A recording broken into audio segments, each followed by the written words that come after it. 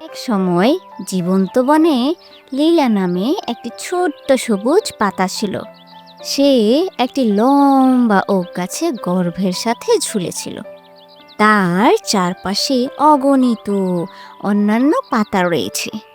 লীলা গর্ব করতে পছন্দ করত যে সে কতটা উজ্জ্বল এবং সবুজ ছিল। সে তার প্রতিবেশীদের বলল, আমার দিকে তাকাও, আমি এই পুরো গাছের সবচেয়ে সুন্দর পাতা।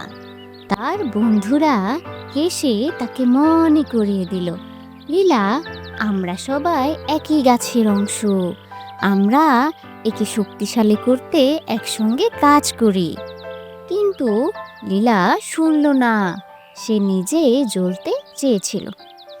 একদিন সে সিদ্ধান্ত নিল, তার আর গাছের দরকার নেই, আমি চলে যাব এবং নিজের দ্বারা প্রশংসিত হব, সে বলেছিল। তাই প্রবল দমকা হাওয়া এলে লীলা চলে যায়। প্রথম দিকে এটা উত্তেজনাপূর্ণ ছিল।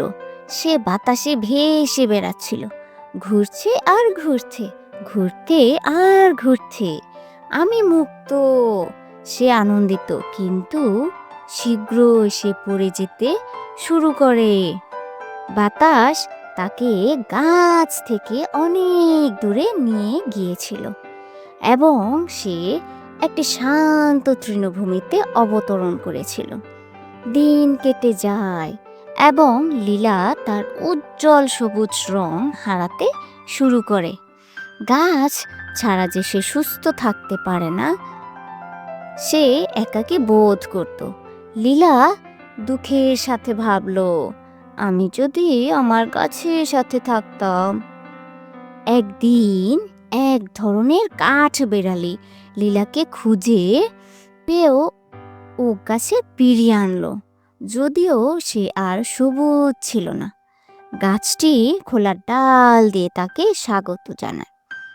দেখুন লীলা, গাছটি আস্তে করে বলল, এখানে প্রতিটি পাতাই গুরুত্বপূর্ণ। একসাথে আমরা একে অপরকে শক্তিশালী এবং সুন্দর করি। সেদিন থেকে লীলা তার গাছের সাথে থাকতে পেরে গর্বিত।